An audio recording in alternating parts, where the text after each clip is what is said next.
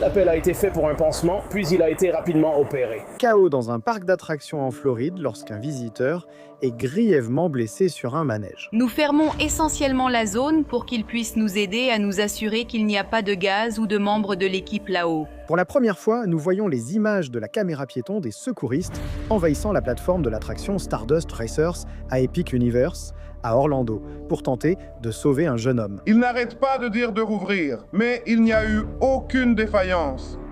Cela ne veut pas dire qu'il n'y avait pas de problème de sécurité. Nous examinons la réponse d'urgence et l'enquête qui ont été menées après la mort de ce jeune homme, ainsi que les raisons pour lesquelles les parents de ce dernier ont fini par critiquer le parc lors d'une conférence de presse. Chacun mérite de profiter de ces parcs et de rentrer chez soi en sécurité. C'est tout ce que nous demandons. Bienvenue dans Sidebar, présenté par Law & Crime. Je suis Jesse Weber. Une femme de Floride a vécu un cauchemar horrible l'année dernière. Haviles était sur des montagnes russes à Universal Studios Epic Universe, à côté de son petit ami de longue date, Kevin Rodriguez Zavala, lorsqu'elle s'est tournée vers lui et s'est rendue compte que quelque chose n'allait vraiment pas. Alors que les montagnes russes plongeaient vers le bas et prenaient des virages serrés, Kevin semblait se cogner la tête à plusieurs reprises. Du sang giclait partout, Haviles criait. Lorsque le Stardust Racer s'est finalement arrêté, le corps de l'homme de 32 ans était mou et déformé. Les employés d'Epic Universe, les secouristes et les ambulanciers du comté d'Orange ont tenté de l'aider après l'avoir sorti de l'attraction et l'avoir allongé au sol pour lui faire un massage cardiaque, mais c'était trop tard. Kevin est décédé le 17 septembre 2025. Et depuis, les forces de l'ordre dans le parc ont mené des enquêtes et une éventuelle poursuite au nom de la famille était à l'étude. Epic Universe a modifié des directives et recommandations pour ces montagnes russes. Nous allons donc examiner en détail chaque aspect de ce terrible incident pour montrer comment les enquêteurs ont réagi et comment cette conclusion a été tirée. Nous parlerons de cette conclusion, mais les images sont saisissantes. Je dois aussi vous donner un contexte important pour que vous compreniez. Kevin est né avec une atrophie de la moelle épinière et utilisait un fauteuil roulant. Selon sa famille, il ne laissait pas son handicap l'empêcher de vivre. Il menait une vie active et indépendante, avait fait des études universitaires et était concepteur de jeux vidéo. Haviles a dit aux enquêteurs qu'elle avait trouvé un emploi à Epic Universe et emmené Kevin au parc pour son anniversaire avec 2 billets offerts aux nouveaux employés. Tout allait bien. Elle a dit à la police que d'habitude toute la famille de Kevin l'accompagnait au parc d'attractions, mais cette fois, il n'était que 2.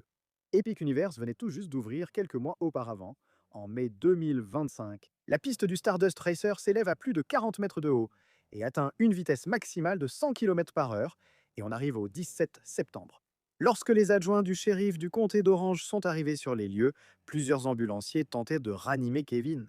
Tu es content maintenant? Au deuxième round, je le ressens.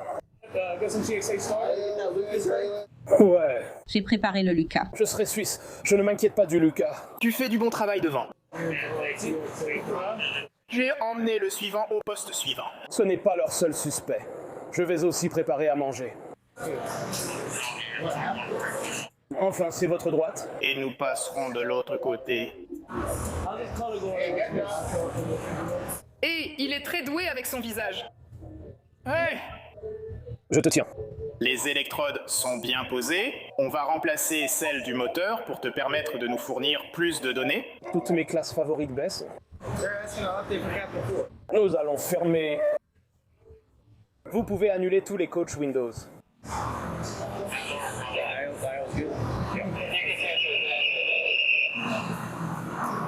Mais pourquoi n'avons-nous pas besoin de sang? Vive l'école. Vive l'école!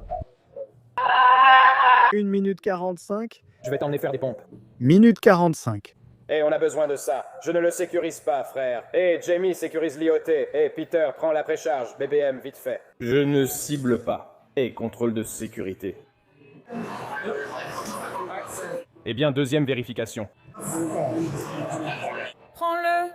C'est ça. Changement. Abeille à bord. Changement. Où est-ce que c'est? Où est-ce que se trouve ce dispositif de sécurité pour l'IO? Moi-même. Donc le sang vient d'un chef, c'est ça? On dirait qu'il est en train de savourer quelque chose de vieux.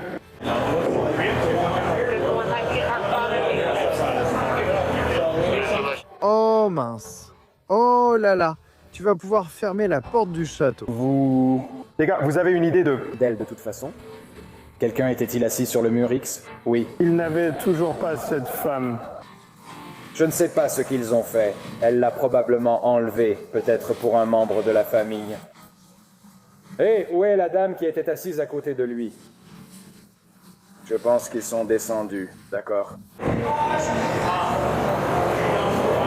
Quoi?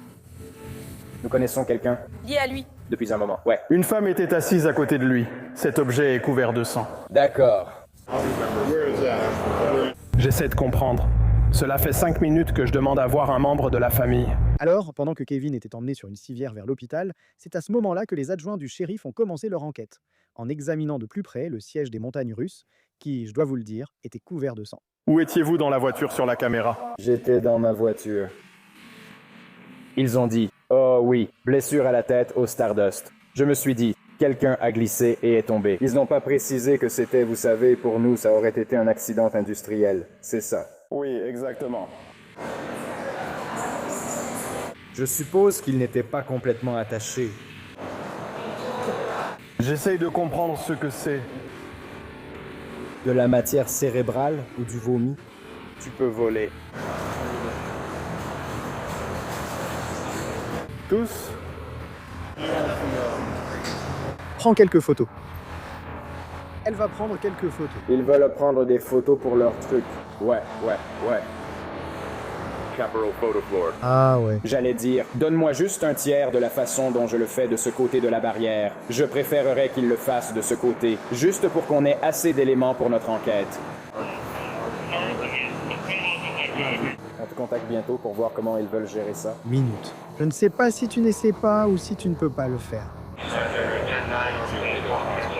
Pour l'instant, je préfère le garder. Tu es d'accord avec ça? Donc on verra.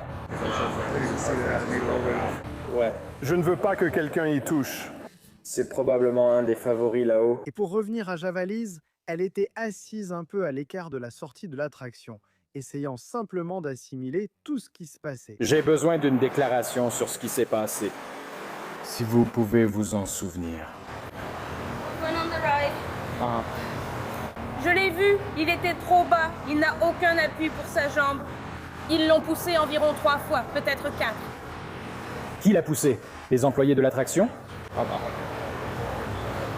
J'ai essayé. Je l'ai vu lors de la première descente. Je l'ai vu se cogner la tête. J'ai essayé de le retenir. Je n'ai pas pu le retenir. Un autre. Il s'est cogné la tête. Donc il s'est cogné. Donc Il est juste monté et il s'est cogné. le siège était desserré tout le temps? On aurait dit qu'il était en train de mourir. D'accord, mais ce n'était pas le cas. Il est pareil. Il n'a pas d'appui pour sa jambe. Donc il ne peut pas juste s'appuyer pour rester en place. D'accord. C'est tout ce dont je me souviens, parce que j'ai perdu mes lunettes à mi-chemin. Je ne sais pas. Je t'ai compris. Je sais qu'il se cognait sans cesse la tête. J'ai essayé de le retenir pour qu'il ne se cogne plus la tête. D'accord. Mais il le faisait. Très bien. Prends quelques grandes inspirations et respire profondément. Je sais que c'était une situation agitée. Maintenant, Javalez a également été emmené à l'hôpital pour un examen, mais son petit ami depuis environ 10 ans a été déclaré mort. Le lendemain de la mort de Kevin, Universal Orlando a déclaré coopérer avec le bureau du shérif du comté d'Orange après un tragique incident impliquant un visiteur à Epic Universe mercredi soir. Le visiteur a perdu connaissance après avoir fait un tour sur Stardust Racers et a été transporté à l'hôpital où il est décédé par la suite. Nous avons été bouleversés par cet événement et adressons nos plus sincères condoléances aux proches du visiteur. Nous sommes pleinement engagés à coopérer avec cette enquête en cours. Nous avons obtenu un rapport d'incident du bureau du shérif du comté d'Orange qui montre comment les adjoints ont mené l'enquête. Ils ont donc noté qu'il y avait plusieurs panneaux d'avertissement à l'entrée de l'attraction, et tout au long de la file d'attente qui indiquait, et c'est important dans un contexte juridique, comment les parcs d'attractions essaient de se protéger contre la responsabilité, car s'ils ont des panneaux d'avertissement insuffisants, ils peuvent être tenus responsables. Il est précisé que ces montagnes russes, rapides, offrent des accélérations soudaines, des montées, inclinaisons, inversions et descentes spectaculaires. Le non-respect des consignes affichées peut entraîner des blessures graves ou l'expulsion du parc. Les visiteurs utilisant des fauteuils roulants standards, des fauteuils roulants motorisés ou des scooters électriques doivent se transférer sur les sièges de l'attraction. Et c'est exactement ce que Kevin a fait. Il est passé de son fauteuil roulant à l'attraction. Selon le rapport d'incident, Un employé l'ayant aidé a déclaré aux enquêteurs « J'ai demandé si le transfert lui convenait. Il a répondu oui. » Un membre de mon équipe l'a accompagné pendant que j'aidais un autre visiteur. Un autre membre de l'équipe et moi avons alors été informés qu'il avait des difficultés à se transférer et qu'il aurait besoin de notre dispositif de transfert, qui est conçu pour aider les visiteurs incapables de marcher.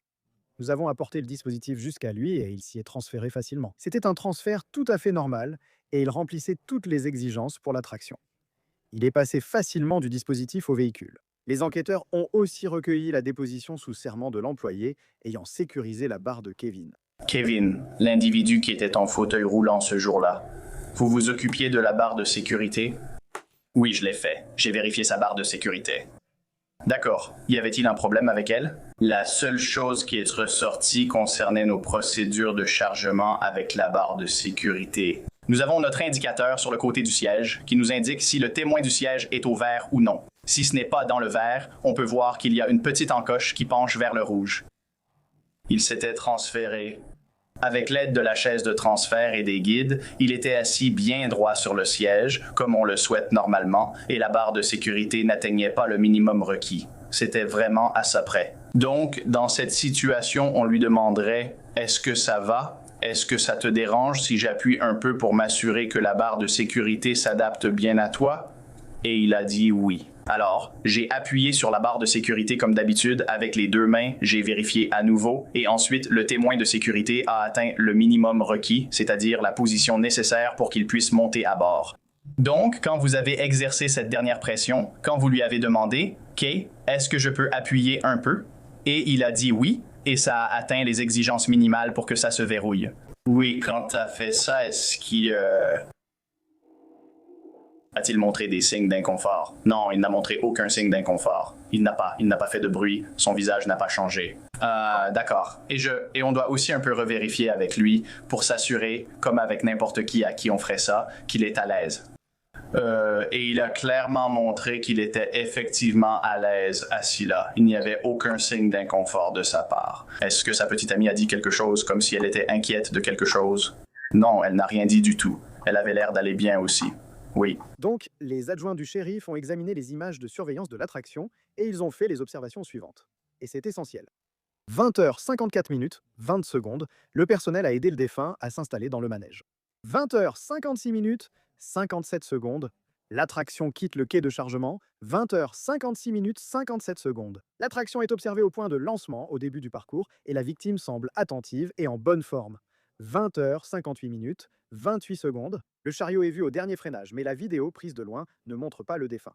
De nouveau, 20h58 28 secondes. L'attraction est revenue au quai et il est clair que le défunt ne réagit pas. On se demande alors quel rôle ces images auraient eu lors d'un procès, non? Mais les enquêteurs ont également interrogé à nouveau Ovlis pour essayer de comprendre exactement ce qui s'est passé pendant l'attraction. J'ai remarqué que lorsqu'il s'est assis, c'était un peu trop bas.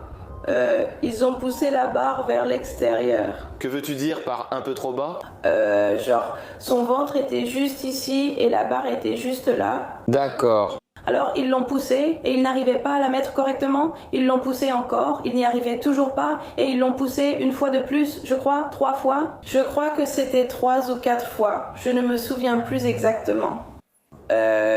Une fois qu'ils ont eu le feu vert, ils l'ont fait correctement et nous sommes partis sur la ligne pour la première descente. C'est là qu'il est un peu monté et qu'il s'est cogné la tête contre quoi. On est monté dans la voiture et on était un peu à l'avant, là où il y avait la petite barre du chariot, bien sûr, il y a la barre en métal. Il s'est un peu soulevé, je ne sais pas comment, il s'est juste relevé, il s'est cogné la tête, comme s'il se penchait, se relevait et se cognait la tête. Tu voyais ça pendant qu'on était en train de rouler? Oui, je l'ai vu quand je l'ai remarqué. J'ai essayé de les ramasser aussi vite que possible et de le tenir autant que je pouvais, aussi fort que je pouvais. Et je me souviens avoir juste déchiré sa chemise parce qu'à la 2e descente, la même chose s'est produite. Je ne sais plus si c'était à la 3e descente, mais il s'est cogné la tête à nouveau. Je ne me souviens pas si c'était la 4e descente. Je sais qu'il y a eu comme 3 descentes, probablement, et il s'est cogné la tête. Et puis, évidemment, je criais juste, j'essayais de le faire réagir, d'essayer de le faire revenir. Louis. Pour vérifier s'il me parle, s'il est conscient. C'était... Pendant que le manège tournait, Tu regardais s'il revenait. Oui, j'ai perdu mes lunettes. Il a perdu ses lunettes. J'essayais juste de lui faire répondre. J'essayais juste de le tenir autant que possible. Je me souviens de chaque photo parfaitement parce que je le tenais dans mes bras. Selon News 6 à Orlando, le médecin légiste en chef d'Orange Osceola, Joshua Stefani, a déclaré qu'une autopsie avait révélé que la cause du décès était de multiples lésions dues à des impacts contondants et que le décès, c'est important, a été qualifié d'accident.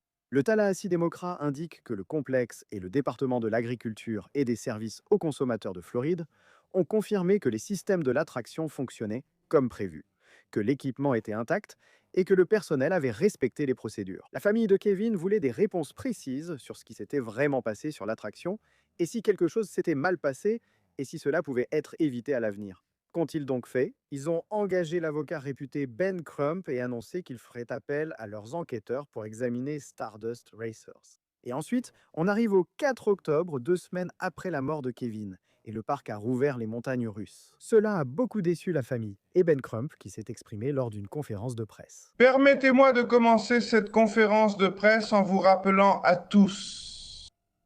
Après cette tragédie, avant que nous ayons notre première conférence de presse, le président d'Universal Epic a publié une déclaration à ses équipes après la tragédie. Et en grande partie, elle dit que la sécurité est et sera toujours au premier plan de tout ce que nous faisons. Eh bien, Universal, ces mots sonnent creux. À la lumière du fait que vous rouvrez les montagnes russes Stardust Racers ce week-end sans donner la moindre réponse à la famille de Kevin sur les raisons pour lesquelles il a été tué sur vos montagnes russes. La famille a été très déçue qu'ils aient rouvert cette attraction alors que nous essayons de mettre en place les inspections. Presque comme un voleur dans la nuit, quand ils ont annoncé un vendredi après-midi, nous rouvrons l'attraction demain. Vous savez quand la famille a appris que l'attraction allait rouvrir? Quand vous avez tous appris que l'attraction allait rouvrir, je veux dire, ils ont ressenti que c'était le summum du manque de respect. Kevin faisait confiance à Universal. Il leur faisait confiance pour l'aider à monter dans l'attraction. Il faisait confiance au processus. Il faisait confiance à la formation des employés d'Universal pour le garder en sécurité et à l'abri du danger. Kevin faisait confiance aux responsables d'Universal. Et cette confiance s'est finalement avérée être une condamnation à mort. Et les membres de la famille de Kevin, leur douleur était pleinement visible lorsqu'ils se sont exprimés lors de cette conférence de presse de leur deuil. Kevin n'a rien fait de mal.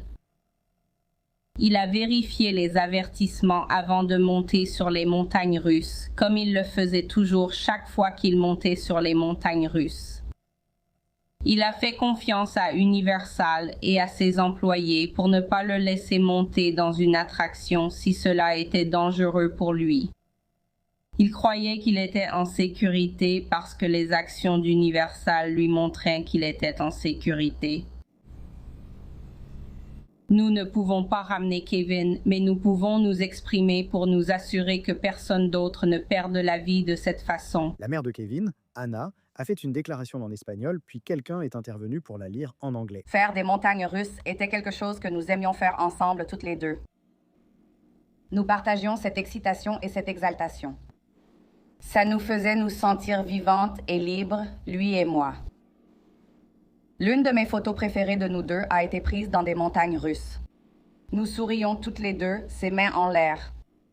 Mais maintenant, cette photo est trop douloureuse à regarder parce qu'elle me rappelle comment il est mort. Quand nous avons appris qu'Universal avait rouvert l'attraction, nous avons eu le cœur brisé. C'était comme le perdre une nouvelle fois. Comment l'attraction peut-elle être ouverte alors que nous n'avons même pas encore de réponse sur ce qui s'est mal passé avant même que nos propres experts puissent l'examiner? Nous ne leur demandons pas de la fermer pour toujours. Nous leur demandons des réponses et de rendre l'attraction sûre parce que nous ne voulons pas qu'une autre famille traverse ce que nous vivons tous. Je continue à me tourner et me retourner la nuit, en cherchant pourquoi ils ne pensent pas que la vie de mon fils comptait. Si c'était leurs enfants, je ne pense pas qu'ils auraient rouvert cette attraction aussi rapidement. J'aime mon fils autant qu'ils aiment leurs enfants. À ceux qui prennent la décision de privilégier le profit au détriment des personnes et de leur sécurité, que Dieu ait pitié de votre âme. Je vais donner mon avis juridique dans un instant, mais je tiens à souligner qu'à la réouverture, l'attraction avait de nouvelles directives dans le guide de sécurité et d'accessibilité d'Universal Orlando Resort. Il y avait une liste d'attractions où les visiteurs utilisant des dispositifs de mobilité doivent être capables de marcher de façon autonome. Et cela inclut désormais Stardust Racers. La raison pour laquelle je pense que c'est important, c'est que chaque fois qu'une entreprise apporte un changement après un incident, il y a un argument juridique qui peut être avancé. Est-ce que cela reconnaît une faute? Est-ce que cela reconnaît une responsabilité? Est-ce que cela reconnaît une erreur? Désormais, selon les règles spécifiques de l'attraction, il y a une note qui indique que cette attraction dispose d'un dispositif pour vous aider à effectuer votre transfert vers le véhicule de l'attraction. Veuillez consulter un membre du personnel pour plus d'informations. Les visiteurs utilisant des aides à la mobilité doivent pouvoir marcher de façon autonome. Or, selon le rapport d'incident du shérif du comté d'Orange de décembre, voici la conclusion des enquêteurs. À partir des circonstances, des preuves disponibles, dont les déclarations sous serment, la vidéosurveillance, les conclusions du médecin légiste du district 9 et les procédures opérationnelles standards d'Epic Universe. Cette affaire a été considérée comme une mort accidentelle et a été classée en conséquence. Je dois préciser un point de droit concernant les poursuites contre les parcs d'attractions. Souvent, ces parcs sont protégés de toute responsabilité grâce à l'acceptation du risque. Vous verrez cela sur les panneaux d'avertissement, parfois sur un billet ou lors d'un achat. Une décharge précisant que vous savez à quoi vous vous exposez, que vous participez volontairement à ces activités, que vous acceptez sciemment les risques et que vous le faites quand même. Il y a aussi l'acceptation primaire du risque. Donc vous comprenez qu'il y a des dangers inhérents, mais encore une fois, vous renoncez à engager sa responsabilité, vous renoncez à votre droit de poursuivre le parc d'attractions si jamais, Dieu nous en préserve, quelque chose devait arriver. Puis il y a l'acceptation secondaire du risque. Donc parfois, les parcs d'attractions ne sont pas protégés de toute responsabilité s'il y a eu un entretien négligent de l'attraction, ou une erreur d'exploitation, ou des défauts de conception. Encore une fois, un avertissement inadéquat. Il serait difficile pour les parcs d'attractions d'affirmer qu'une personne a renoncé à son droit de poursuivre et qu'ils peuvent exploiter ces montagnes russes négligemment. Quelqu'un peut utiliser son téléphone en gérant l'attraction, mais cela ne signifie pas qu'il renonce à ses droits ni qu'il accepte ce risque. Ils montent en supposant que l'attraction fonctionne bien. C'est intéressant à considérer, mais je veux clarifier un point. Lors de cette conférence de presse en octobre, la famille n'avait pas intenté une action en justice contre Universal Orlando. Mais selon Ben Crump, ils envisageaient, je cite, toutes les options juridiques. En décembre, le cabinet d'avocats a annoncé qu'un accord avait été trouvé. Un communiqué précise, la famille de Kevin Rodriguez Zavala et Universal ont résolu l'affaire à l'amiable. Les modalités restent confidentielles. La famille remercie la communauté pour son soutien et demande qu'on respecte sa vie privée pour le moment. C'est confidentiel. Nous ne savons pas exactement quels étaient les termes, mais il faut garder à l'esprit que, dans le cas d'un parc d'attractions, s'ils trouvent un accord ici, cela ne signifie pas nécessairement qu'ils sont en faute. Ils préfèrent peut-être éviter le temps, les coûts et les risques d'un procès. Lors d'un litige, il y a notamment la phase de communication des preuves. Veulent-ils vraiment que tous leurs rapports internes et leur communication soient révélés? Peut-être, peut-être pas. Et au final, je pense que c'est clair. C'était une tragédie. Et peut-être qu'en concluant un accord, peut-être en indemnisant financièrement la famille dans une certaine mesure, cela peut aider d'une certaine façon. Rien ne le ramènera, mais peut-être que cela aide d'une certaine manière.